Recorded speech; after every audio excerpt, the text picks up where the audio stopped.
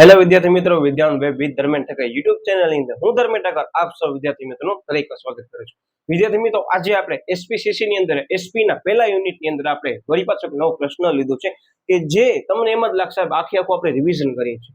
One second કીધું પ્રશ્નની શરૂઆતની અંદર જ કે તમે શેર અરજી અને શેર વેચણી બંનેનો વિડીયો જોઈ લીધો ને વિદ્યાર્થી મિત્રો, આ પ્રશ્ન તમને સાવ ચપટી સમાન લાગશે. હા, હું એટલે જ તમને કહું છું. અને આ જે પ્રશ્ન માર્ચ 2024 ની અંદર તમે જોઈ શકો છો કે 3 ગુણની અંદર પૂછવામાં આવ્યો છે. હવે આ પ્રશ્નો તમને સમજાવીશ, તમને એમ જ લાગશે સાહેબ બોલો પ્રશ્ન સમજાવે છે અરજી અને વિધિ વાળો.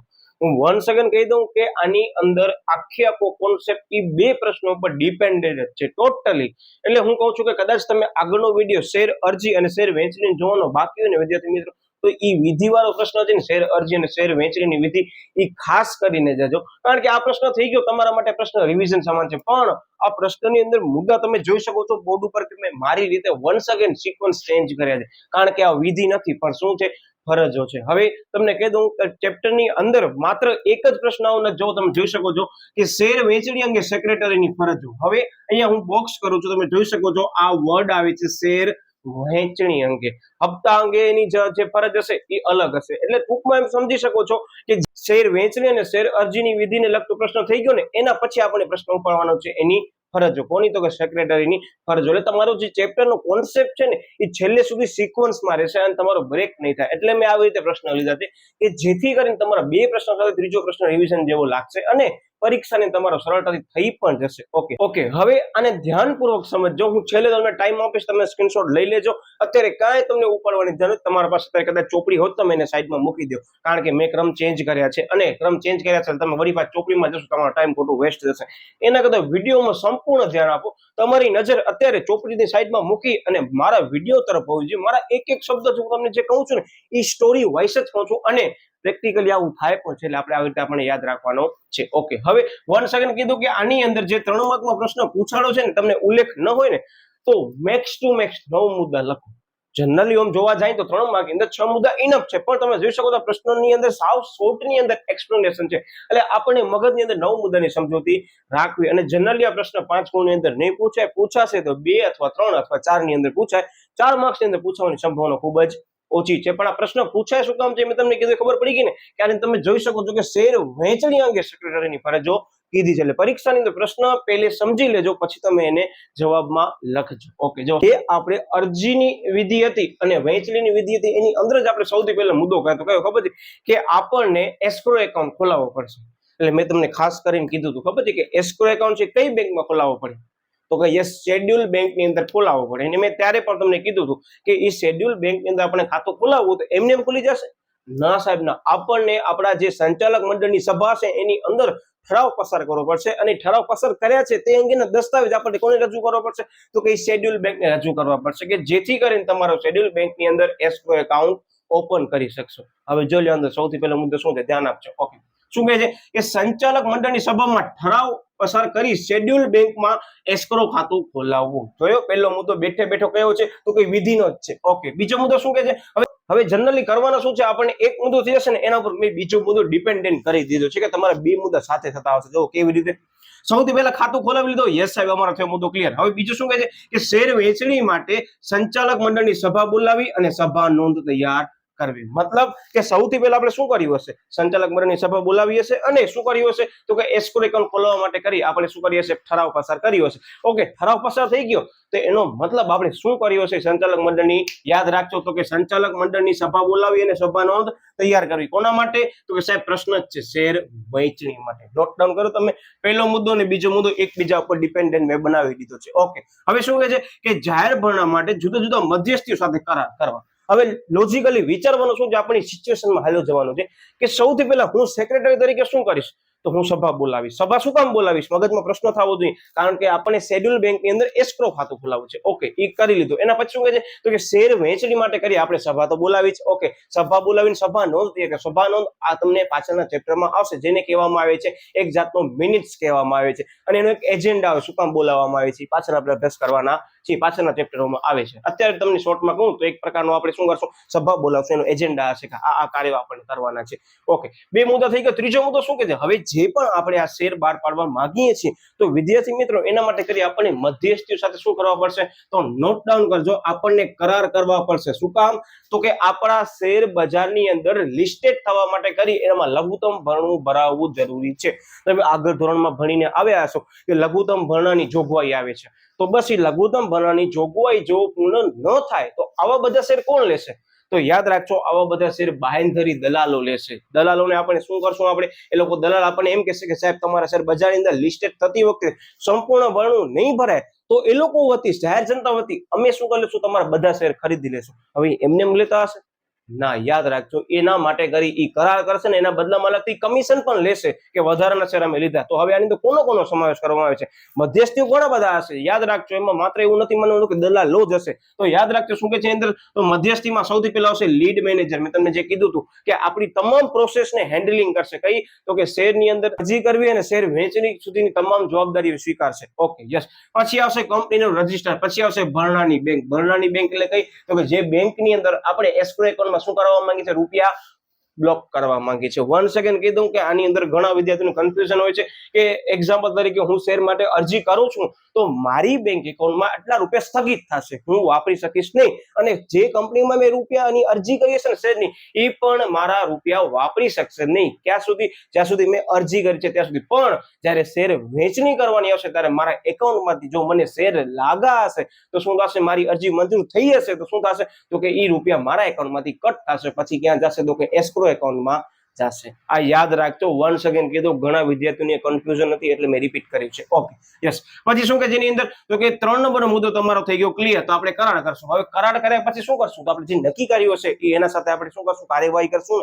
જો અંદર કે છે કે બાંયધરી દલાલોને નક્કી કર્યા મુજબ કમિશનની રકમ ચૂકવવી. તમે નોટ ડાઉન કરજો. અહીંયા મેં વર્ડ ઉપર બોક્સ કર્યું છે કરાર. તો મેં કરાર કર્યો છે, તો મેં કંઈક નક્કી કર્યો છે ને, એ નક્કી કર્યા મુજબ હું એ લોકોને શું ચૂકવવાનો છું, તો યાદ રાખજો હું એને કમિશન ચૂકવીશ. કારણ કે મારા બજારની અંદર જે પણ લઘુત્તમ ભરણું ભરાવવું જોઈએ એ નથી ભરાતું, તો એ કોણ લેશે, તો કે આવા બાંયધરી દલાલો લેશે. ઓકે, એના પછીનો 5 નંબરનો પોઈન્ટ આવે છે. શું કે છે એની અંદર, તો કે શેરની નોંધણી કરવા માન્ય શેર બજાર સાથે શું કરવાની છે, સમજૂતી કરવાની છે. જોઈ લો, મેં સિક્વન્સ જ એવી રીતે રાખ્યો છે કે આપણે સ્ટોરી વાઇઝ જોવા જઈએ ને તો સૌથી પહેલા શું કરશું, શેડ્યુલ બેંકમાં ખાતું ખોલશે. પછી આપણે શું કરશું, સંચાલક મંડળને ઠરાવ પસાર કરી અને આપણે શું કરશું, સભા બોલાવશું. સભા બોલાવ્યા પછી શું કરશું, આપણે જે પણ મધ્યસ્થી બેઠા છે સભાની અંદર એના સાથે શું કરશું, આપણે ચર્ચા કરશું અને અમુક જે બાબતો છે નક્કી કરશું અને કરાર કરશું. એ કરાર કર્યા પ્રમાણે આપણે શું કરશું, એ લોકોને કમિશન ચૂકવશું. અને કમિશન ચૂકવ્યા પછી જે શેર છે ખરેખર બજારની અંદર શું થશે, સાહેબ લિસ્ટેડ થશે. લિસ્ટેડ એટલે શું, તો કે નોંધણી થશે. તો એ નોંધણી કરવા માટે મને શું કરવું પડશે, આમ પ્રશ્ન થવો જોઈએ. તો જવાબમાં શું આવશે, તો કે મને નોંધણી કરવા માટે માન્ય શેર બજાર એટલે કે શું, ઓકે, બીએસસી એનએસયુ પર શું કરીશું, સમજૂતી કરીશ કે ભાઈ મારા જે કંપનીના શેર છે એ બીએસસી અને એનએસયુ પર સેલ થવા જોઈએ. એટલે શું, તો મેં શું કરી હશે, યાદ રાખજો તો કે મેં નોંધણી કરવા માટે કરી શેર બજાર સાથે સમજૂતી કરી હશે. Okay, yes. હવે શું કહે છે કે શેરની વહેંચણી બાદ સમજૂતી કરેલ માન્ય શેર બજાર ઉપર શેરની શું કરવામાં આવે છે, નોંધણી કરાવી. તમે નોટ ડાઉન કરો. 1 સેકન્ડ. મુદ્દા નંબર 5 અને 6 જો લિંક થઈ ગયો. હવે અહીંયા ધ્યાન આપજો શું કહેવા માંગે છે. તો સૌથી પહેલા મેં મારા જે શેર છે એ બીએસસી અને એનએસયુ પર સેલ કરવા માટે શું કર્યા છે, સાહેબ તમે નોંધણી કરવા માટે જરૂરી સમજૂતી કરી છે. હવે નોંધણી તો થઈ ગઈ, એના બાદ શું કરવામાં આવે, સાહેબ આપણે આ જે શેર હોલ્ડરને શેર મળ્યા છે એના આપણે શું કરશું, સાહેબ આપણે વહેંચણી કરશું. તો વહેંચણી કોના ઉપર કરશું, તો કે યાદ રાખજો માન્ય શેર બજાર ઉપર જ કરશું. એટલે એના વહેંચણી બાદ સમજૂતી કરેલ માન્ય શેર બજાર ઉપર શેરની શું કરવામાં આવે છે, નોંધણી કરાવવામાં આવે. હવે શેર બજાર ઉપર શેરની નોંધણી થઈ ગઈ તો એના બાદ આપણે શું કરવાનું છે, તો કે આપણે જે નોંધણી કરી હશે એનો આધાર તો હશે કે નહીં. આપણે જે નોંધણી કરી એના બાદ આપણે શેરની શું કરીએ છીએ, સાહેબ આપણે અરજદારને શેર આપ્યા હશે એટલે શું વહેંચણી કરીએ છીએ. તો વહેંચણી એમને એમ કરી દેશું, ના સાહેબ ના, આપણે એનો આધાર નક્કી કરશું. આપણે એટલે જ મેં આગળના ટોપિકમાં વ્યવસ્થિત તમને સમજાવ્યું છે કે આપણે શેરની વહેંચણી કરવા માટે કરીને શું કરશું, શેર અરજદારોનું વર્ગીકરણ કરશું.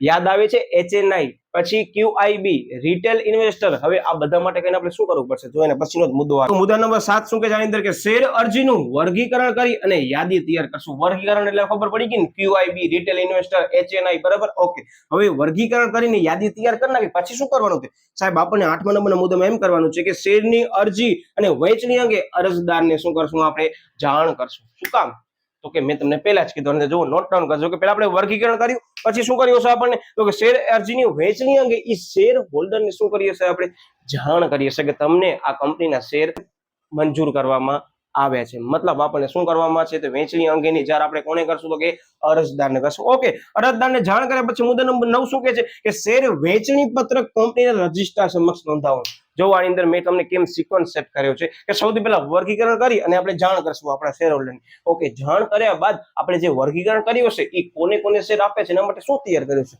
સાહેબ આપણે શેરની વહેંચણી પત્રક તૈયાર કર્યું છે. તો શેરનું વહેંચણી પત્રક કોને દેવું પડશે, તો કે સાહેબ કંપનીના રજિસ્ટ્રારને દેવું પડશે કે આ જે શેર છે કોને ખરેખર આપણે આપ્યા છે કે કોને આપણે શેરની વહેંચણી કરી છે, બધી વસ્તુ દર્શાવવી જરૂરી છે. એટલે તમે જોઈ શકતા હશો કે શું કરશું આપણે, સૌથી પહેલા અરજદારને જાણ કરશું. જાણ કર્યા પછી આપણને શું કરવાનું છે, તો કે આપણને રજિસ્ટ્રાર સમક્ષ વસ્તુની નોંધણી કરવાની છે. મતલબ કે શેર વહેંચણી પત્રકની, આ યાદ રાખજો. અને મુદ્દા નંબર 10 જો શું કહે છે કે અરજીની નામંજૂરી અંગે અરજદારને શું કરવાની છે, જાણ કરવાની છે. કારણ કે જેને શેર નથી લાગ્યા એને આપણી કંપનીની અંદર શું કરી હશે, અરજી તો કરી હશે પણ મંજૂર થયા હશે નહીં. તો એ મંજૂર નથી થયા તો એ અંગેનો આપણે જાણ SMS અને ઈમેલ દ્વારા કરશું. કોને, તો કે શેર લાગા નથી તેવા વ્યક્તિઓને. તમે નોટ ડાઉન કરજો કે આ આખો પ્રશ્ન આગળની જે બે વિધિ છે ને, શેર અરજીની વિધિ અને શેર વહેંચણીની વિધિ, બંને ઉપર ડિપેન્ડન્ટ છે. એ બે પ્રશ્નો થઈ ગયા છે ને પછી આ પ્રશ્ન કરશો ને તમારા માટે સાવ સરળ લાગશે. અને 1 સેકન્ડ કીધું આની અંદર કે પ્રશ્ન ખૂબ જ અગત્યનો ભાગ ભજવે છે. એ તો ફાઇનલ જ છે, તમે જોઈ લીધું હશે. પણ પરીક્ષાની અંદર ઘણા વિદ્યાર્થી શું કરે ખબર, પ્રશ્નો વાંચતા જ નથી, સીધી ફરજ સેક્રેટરીને પૂછાયેલા આંખ બંધ કરીને લખવા માંડે છે. એટલે જ તમે નોટ ડાઉન કરજો કે પરીક્ષાની અંદર આવા પ્રશ્નો પૂછવામાં આવે છે. એની પાછળનું કારણ પણ આ છે કે વિદ્યાર્થીની આપણે ચકાસવાની છે કે પ્રશ્ન એ લોકો વાંચીને આવ્યા છે કે નહીં. ઓકે, આશા છે હવે તમને મુદ્દો સમજાઈ ગયો છે. 1 સેકન્ડ આપણે રિપીટ કરી દઈએ શું કરવાનું છે, ધ્યાન રાખજો. હવે તમને ટ્રિક્સ આપું. સૌથી પહેલા તો કે ઠરાવ પસાર કરશું. ઠરાવ પસાર કર્યા શું કરશું આપણે, સાહેબ આપણે સંચાલક મંડળની સભા બોલાવશું. સભા બોલાવ્યા પછી આપણે શું કરશું, સાહેબ કરાર કરશું. કોના સાથે, તો કે મધ્યસ્થી સાથે. કરાર કર્યા બાદ આપણે જે પણ કામગીરી નક્કી કરી હશે, જે પણ વાયદા કર્યા છે એ મુજબ આપણે શું કરશું, સાહેબ એને કમિશનની રકમ ચૂકવશું. કોને, તો કે દલાલોને. ઓકે, હવે દલાલોની રકમ ચૂકવ્યા બાદ આપણે શું કરવું, સાહેબ આપણે આપણા શેરની નોંધણી કરવા માટે કરી અને માન્ય શેર બજાર સાથે શું કરવાની છે, સાહેબ સમજૂતી કરવાની છે. સમજૂતી કર્યા બાદ એ જ માન્ય શેર બજાર ઉપર આપણે શું કરવાની છે, તો કે શેરની નોંધણી કરવાની છે. તમે જોઈ શકો છો આ મેં બોક્સ કર્યા છે, મેઇન કીવર્ડ છે. પરીક્ષાની અંદર આનો તમે બોક્સ કરો તમારો મુદ્દો પર સરળતાથી યાદ રહી જશે અને વાંચતી વખતે પણ તમને મજા આવશે. ઓકે, હવે શેરની નોંધણી થઈ ગઈ પછી આપણે શું કરવાનું છે, વર્ગીકરણ કરશું અને યાદી તૈયાર કરશું. અને યાદી તૈયાર કરશું. યાદી તૈયાર કર્યા પછી આપણે શું કરશું, જેની યાદી બનાવી છે ને આપણે જાણ કરશું. મતલબ તો કે શેર વહેંચણી અંગે અરજદારોને જાણ કરશું. અને જાણ કર્યા બાદ શેર વહેંચણી પત્રક આપણે કોને આપશું, તો આપણે આપશું અહીંયા કંપની રજિસ્ટ્રારને આપશું. અને કંપની રજિસ્ટ્રારને આપ્યા બાદ અમુક એવી અરજીઓ છે કે જે આપણે ના મંજૂર કરીએ છીએ, મતલબ આપણે એને શેર આપ્યા નથી તો એને શું કરશું, આપણે SMS અને ઈમેલ દ્વારા જાણ કરશું તમને શેર આપવામાં આવ્યા નથી. એટલે છેલ્લા નંબરનો મુદ્દો શું આવે છે, નામંજૂરી અંગે અરજદારોને જાણ કરવી. કેવો સરળતાથી વિદ્યાર્થી મિત્રો પ્રશ્ન યાદ રહી ગયો. માત્ર છેલ્લી 2 મિનિટમાં વ્યવસ્થિત પરીક્ષા વખતે જોઈને ફરીથી જશો ને તમારો પ્રશ્ન 110% નહીં વાંચ્યો હોય ને તો મારી ગેરંટી છે તમને એક ઉપર એક મુદ્દો એવી રીતે મેં તમને કરાવી દીધો છે કે તમારા મુદ્દા સરળતાથી યાદ પણ રહી જશે. હવે તમે ચોપડી ઓપન કરો તમે મુદ્દા જો કેવા મુદ્દાને અલગ રીતે એ લોકો રજૂ કર્યા છે અને મેં જે મુદ્દા તમને કરાવ્યા છે ને એમાં તમે ચોક્કસ મને કહેજો તમને કેટલો ફાયદો થાય છે. હું એમ નથી કહેતો કે માત્ર આવી રીતે તૈયારી કરો, પણ એટલું યાદ રાખજો પરીક્ષાની અંદર જે પ્રશ્ન વિધિ સિવાયના છે ને એની અંદર આવી રીતે તૈયારી કરશો ને તો વિદ્યાર્થી મિત્રો SP ની અંદર તમને ડર નહીં લાગે, મારી ગેરંટી છે. અને તમે જોઈ શકો છો કે આગળના આપણે તમામ વિડીયો પણ એવી રીતે કર્યા છે કે મને એમ લાગુ છે કે મુદ્દાની અંદર ચેન્જીસ કર્યા છે. એટલે વિદ્યાર્થી મિત્રો ખાસ 1 સેકન્ડ કહી દઉં છું કે આગળની બંને વિધિ હજી પણ કરવાની બાકી હોય તો હું ડિસ્ક્રિપ્શન બોક્સની અંદર લિંક મૂકી દઉં છું. તમે એ ફરજિયાત રીતે જોઈને જ પરીક્ષા દેવા જજો, કારણ કે પ્રશ્ન બંને IMP છે ને એમાંથી એક પ્રશ્ન બોર્ડમાં પૂછાઈ પણ ગયો છે 4 માર્ક્સની અંદર. એટલે ખાસ ધ્યાનપૂર્વક એ પ્રશ્ન કરીને જવાના છે. તમને કોઈ પણ વિષય વસ્તુને લગતો ડાઉટ હોય તો નીચે આપેલી ડિસ્ક્રિપ્શન બોક્સની લિંકની અંદર તમે મારા સાથે જોડાઈને ઓન ધ સ્પોટ કોઈ પણ પ્રકારનો ડાઉટ તમે મને પૂછી શકો છો.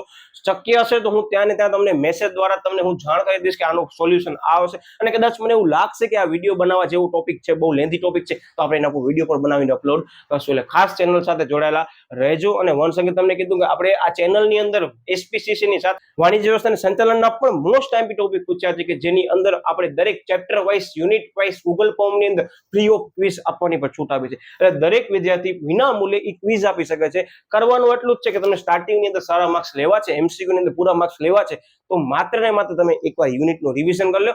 રિવિઝન કર્યા બાદ તમે એના તમામ MCQ લો, પછી તમે ગૂગલ ફોર્મની અંદર ફ્રી ઓફ તમે ક્વિઝ આપો. હવે તમે જેવી ક્વિઝ આપશો ને તો એની અંદર તમારા અમુક પ્રશ્નો ખોટા પડવાની સંભાવના રહેશે. કાંઈ વાંધો નહીં, પરીક્ષાની અંદર તો ખોટા નથી પણ આપણને એ રીતે પોઝિટિવ વિચારીને ફરીથી બીજી વાર ક્વિઝ આપવાની. હવે પ્રથમ વખત તમે જે પણ ક્વિઝ આપી હશે ને વિદ્યાર્થીઓ, તમને ફીડબેક આવશે કે આ પ્રશ્નનો જવાબ ખોટો પડે છે, એનું રીઝન ખરેખર આ છે, એનો જવાબ છે એ આ આવી શકે છે. તમે જો કદાચ ભૂલ કરી હશે ને તો એ ભૂલ પણ ખબર પડી ગઈ હશે કે એનો રીઝન આ છે. એટલે વિદ્યાર્થી મિત્રો એ પણ તમને કહું ચોક્કસ તમે એનો લાભ લેજો. વિના મૂલ્યે જ પ્રોવાઈડ કરવામાં આવે છે, જેનો કોઈ પણ ચાર્જ લેવામાં આવતો નથી. અને 2023-24 ના વિદ્યાર્થીઓને ઘણી બધી ફાયદાકારક પણ નીવડી છે. એટલે ખાસ વિદ્યાર્થી મિત્રો ચેપ્ટર વાઇઝ તમે ક્વિઝ પણ જરૂરથી આપજો કે જેથી કરી તમારા જે હેતુલક્ષી માર્ક્સ છે એ એક પણ તૂટે નહીં બોર્ડની અંદર. તો વિદ્યાર્થી મિત્રો મળ્યા વળી પાછો આપણે નવા ટોપિક સાથે. વન સેકન્ડ કીધું, હું બીજો જે વિડીયો લઈને આવીશ એ પણ ફરજોને લગતો હશે સેક્રેટરીને, પણ મુદ્દો કંઈક અલગ હશે. અને આ ચેપ્ટરની અંદર 2 તો વિધિ થઈ ગઈ છે, હજી 2 વિધિ પણ આવે છે, એક તો હપ્તા અંગેની, બીજી જપ્તી અંગેની. એટલે વન સેકન્ડ વળી પાછો આપણે એવા ટોપિક સાથે મળવાના છે કે જે વિદ્યાર્થીઓને પરીક્ષાને સરળતાથી યાદ રહી જાય. વિદ્યાર્થી મિત્રો મળ્યા વળી પાછો આપણે નવા ટોપિક સાથે. એટલે ચેનલને હજી પણ સબસ્ક્રાઇબ ન કરી તો ચેનલને સબસ્ક્રાઇબ કરી દેજો અને વિડીયોને લાઈક કરી દેજો અને બેલ આઇકન ઉપર પ્રેસ કરી દેજો.